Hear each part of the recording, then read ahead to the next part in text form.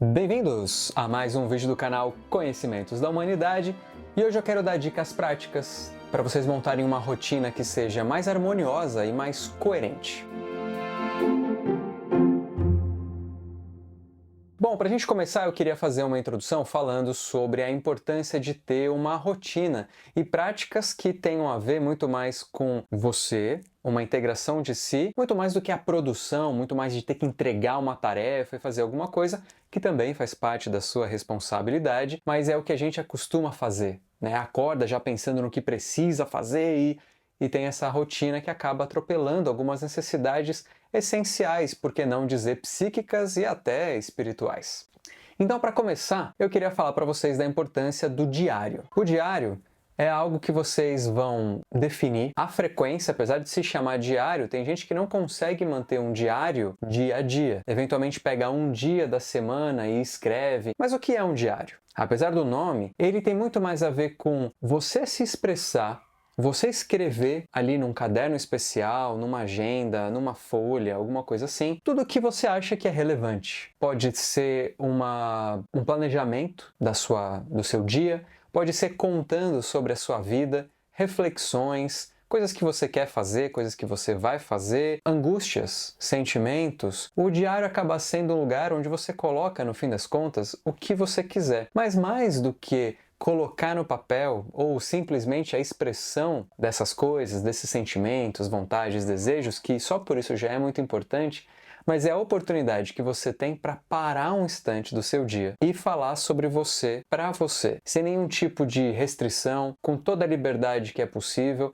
Algumas pessoas até têm medo de, eu não vou escrever um diário porque alguém pode ler. E isso pode acontecer. Então procure a melhor forma de fazer um diário em que você consiga autenticamente, genuinamente, escrever tudo o que você quer. Ser claro, ser verdadeiro consigo, até para deixar registrado. A prática do diário, além dessas duas coisas que eu falei, a expressão e também o tempo para você, ele é um ótimo analista do passado. Se você no futuro pega um diário antigo ou pega as folhas mais antigas do seu diário e lê, você consegue ter panoramas do que estava acontecendo, do que estava para acontecer e até fazer uma análise de como você está agora diante daquilo, o que aquilo gerou, algum planejamento que não deu certo, mas que de repente você tem vontade, alguma prática tua. Eu comecei a fazer esse curso, eu comecei a fazer essa prática e tenho a esperança de fazer tanto tempo. Você pode escrever isso num diário. No futuro, você vai ver o quanto aquilo faz sentido, o quanto você se perdeu ou não diante daquela prática ou daquilo que você se planejou a fazer e tomar uma atitude. Porque ele tem algo muito importante. Ele traz uma clareza de padrões que você repete. Um diário feito diariamente, ele tem esse benefício de você, no tempo, perceber padrões. Quando você coloca assim, briguei com o meu parceiro, com a minha parceira, briguei com fulano por causa disso, estou muito irritado, papapá, e aí vai construindo essa narrativa, vamos supor que no futuro há um rompimento nessa relação. E a gente tende, vocês sabem muito bem disso, de quando a gente sente falta, muitas vezes é falta só de uma rotina, de algo que a gente fazia, a gente esquece as coisas ruins e começa a lembrar só das coisas boas. O diário funciona muito bem para você se lembrar das suas queixas, daquilo que você achava de bom, enfim, tudo que se passava num certo tempo. Quantas vezes será que no passado eu reclamei dessa pessoa? Qual era a reclamação mesmo? É claro que eu estou dando um exemplo de relacionamento, mas ele serve para você ver padrões de tudo que é tipo. Padrões dentro da carreira, como é que você interage com os seus colegas de trabalho, líderes. Então ele é uma excelente ferramenta com muitas possibilidades e benefícios. Ainda seguindo nessa ideia de registro, eu gostaria de indicar para vocês um registro de sonhos, um caderno do sonho de vocês. A minha proposta inicial é que vocês elejam um caderno especial, elejam mesmo, esse caderno vai ser o meu caderno dos sonhos, o meu livro dos sonhos. E coloca ele, na medida do possível, numa cabeceira, próximo à cama, para que você possa acordar no meio da noite e mesmo no escuro, esboçar alguma coisa ali que no dia seguinte você vai lembrar. A lembrança do seu sonho envolve um monte de coisa. Tem gente que afirma que não sonha ou que definitivamente não lembra do seu sonho. E existem várias práticas para tentar fazer com que essa recordação aconteça, porque você sonha. Você pode achar que não sonha porque você não lembra. mas você sonha. Então a gente precisa estar mais atento ou desenvolver, praticar, exercitar algumas coisas em nós.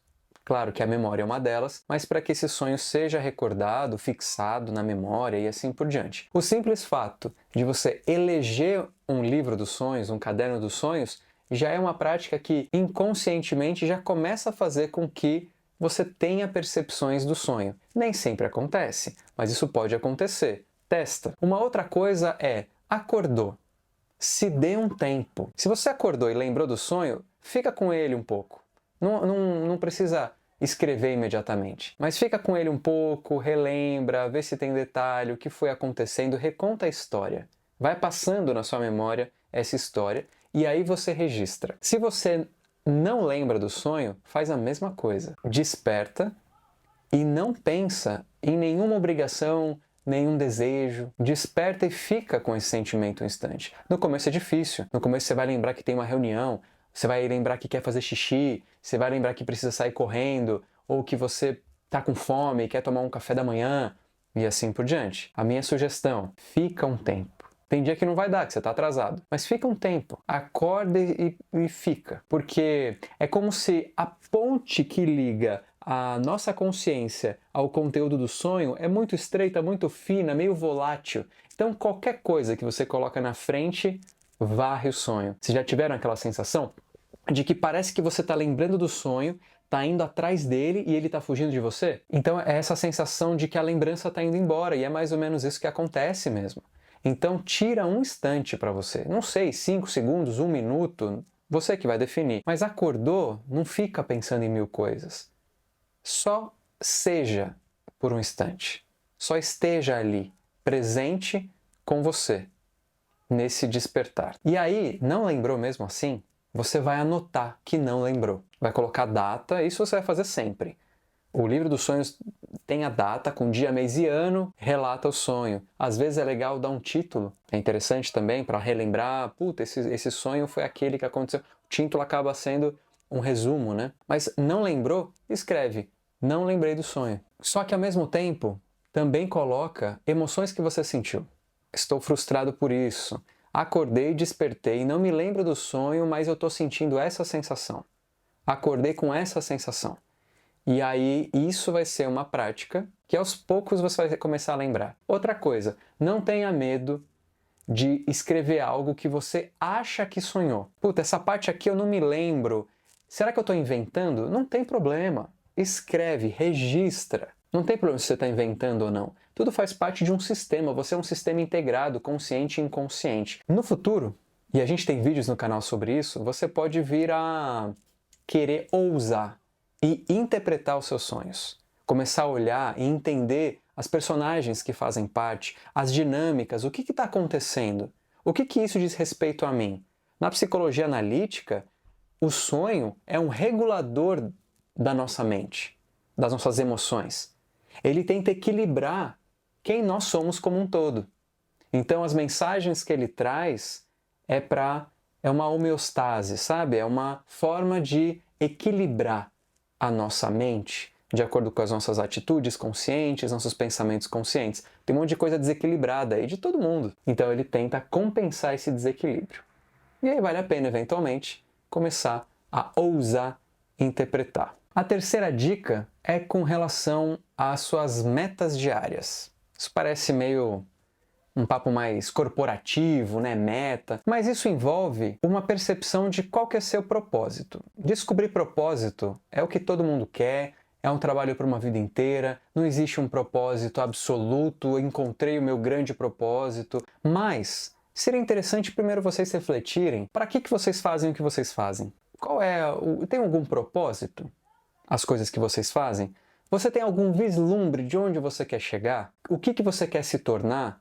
Que tipo de coisa você quer fazer? Se você não tem essas respostas, e elas não precisam estar certas definitivamente, como se fosse algo escrito em pedra.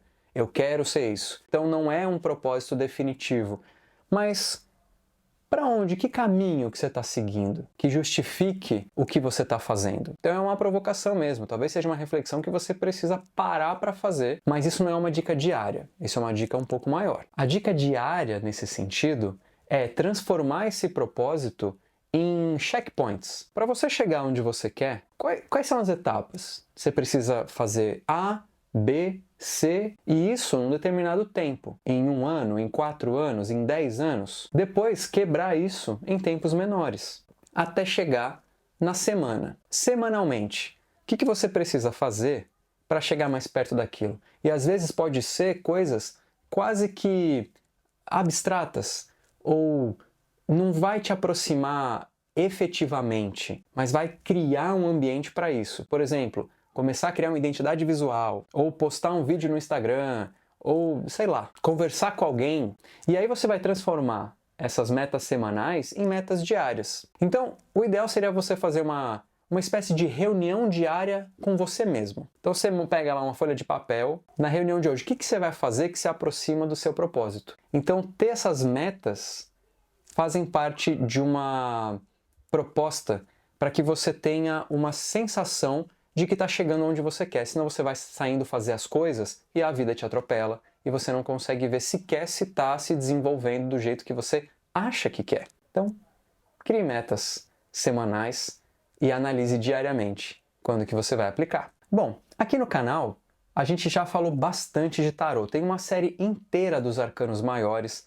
Nós lançamos em 2020 o nosso tarô, o Tarô do Conhecimento da Humanidade. Como psicólogo e acreditando na sincronicidade, e a sincronicidade é um evento que coincide no tempo e no espaço, algo que a gente pensa, que a gente intui, que a gente percebe mentalmente ou emocionalmente, e que de alguma maneira tem uma outra parte, um outro evento acontecendo na nossa realidade objetiva, fora da nossa mente, do nosso psiquismo, como a gente chama. Então isso é uma sincronicidade. Então a gente acredita que um oráculo, como o I Ching, por exemplo, ou mesmo como um tarô, tem a possibilidade de expressar o que acontece ou o que está acontecendo com a gente no âmbito psíquico, emocional, afetivo e assim por diante. Dito isso, tirar uma carta, por exemplo, de tarô por dia, pensando em algo como eu devo me comportar, qual a atitude frente ao dia de hoje, considerando tudo que pode acontecer, na média, qual a melhor forma de me posicionar frente ao dia de hoje que seja coerente, que seja harmonioso. Essa tirada, e aí você tira uma carta, estuda, vai saber o que é, pode te ajudar a compreender como lidar com certas situações no geral. Muita coisa pode acontecer no seu dia. Notícias boas, notícias ruins, desafios, um monte de coisa pode acontecer. Mas na média, como que você deve se comportar? Como que você deve agir? E aí você tem muitas opções. São quase 80 opções dentro do tarô de energias ou posicionamentos que você pode ter. Então, minha próxima dica é essa. Tire uma carta do tarô do dia para você ter uma ideia de posicionamento frente às relações, às circunstâncias e até infortúnios que possam acontecer. A próxima dica envolve a possibilidade de 3 coisas diferentes, mas que podem ser a mesma, se for o caso, que é a oração ou a meditação e a percepção da respiração. Então vamos lá, para algumas pessoas, orar faz sentido. Rezar para um Deus, rezar o Pai Nosso, rezar a Ave Maria, fazer um mantra específico, ou seja lá o que for, ou tirar a oração da cabeça, simplesmente conversar com o divino. Isso é uma prática importante para você se desconectar da ordinariedade do mundo e ter uma relação um pouco maior com o que você considera especial, espiritualmente falando, divino, intuitivo. Então tira um pouco a gente dessa coisa tão materialista e prática e nos coloca em contato com outra coisa, acreditando você na objetividade delas ou não. Você pode ser ateu e ainda assim se colocar em meditação para você se aproximar, sei lá, das suas maiores potencialidades mentais ou emocionais. A meditação aqui, ela pode seguir várias linhas de meditação. Desde aquela meditação que foca num ponto e depois vai para uma vaziedade ou uma vacuidade, como aquelas meditações em que você faz ativamente alguma coisa. Então você pensa em algo, sei lá, um portal de luz e caminha e vai encontrar com não sei o quê. Tem até a técnica da imaginação ativa, que eu gosto muito, que eu uso muito, que é usar um estímulo, um quadro, uma história, uma música, uma carta do tarô, para eventualmente aquilo ganhar vida comigo. Eu entrar na carta, eu entrar na música e deixar que a minha mente desenvolva do jeito que ela achar que desenvolve. Assim como é importante prestar atenção na respiração. Muitas linhas filosóficas, espiritualistas, herméticas, falam que a respiração, junto com o oxigênio, junto com o ar como um todo, também vem energia vital, também vem prana, também vem algo além que é mais metafísico e aquela coisa toda. Só que a gente costuma respirar muito superficial. Na nossa correria do dia, a gente nem sabe respirar mais. Então, nem precisa necessariamente fazer um grande exercício respiratório. Só isso é uma ferramenta, inclusive, contra a ansiedade. Uma das coisas que se pode fazer quando alguém está ansioso é pedir para ela respirar, prestar atenção na respiração. Só que a gente não precisa chegar nisso. Então, tira um instante do seu dia para sentir o ar entrar e sair do seu nariz. Se for possível, sente o diafragma, sente a influência que a respiração tem no tronco inteiro e não só ficar aqui superficial. Se vocês gostaram desse tipo de vídeo com dicas práticas para deixar o seu dia mais harmonioso, mais coerente como um todo, com seus lados não só materiais, não só psicológicos, mas espirituais também, energéticos, deixa aqui nos comentários. Quando vocês tiverem essas práticas diariamente, eu quero que vocês voltem aqui e falem se isso mudou alguma coisa ou não na vida de vocês. O mais importante, tenham disciplina, mas se permitam a flexibilidade. Se permitam também, às vezes, fazer a coisa de forma criativa. Ah, eu quero fazer um diário, mas ele tem que ser perfeito. Você vai acabar não fazendo. Ah, eu quero fazer o caderno dos sonhos, mas ele tem que ser perfeito. Você vai acabar não fazendo. Não se cobre a perfeição. Se cobre a experiência. Eu quero ter essa experiência. Então faça. Não deu para fazer todo dia? Não faz todo dia. Faz quando é possível. Mas se comprometa com essa responsabilidade. Você está sendo responsável por uma escolha. Um beijo no seu coração e até a próxima.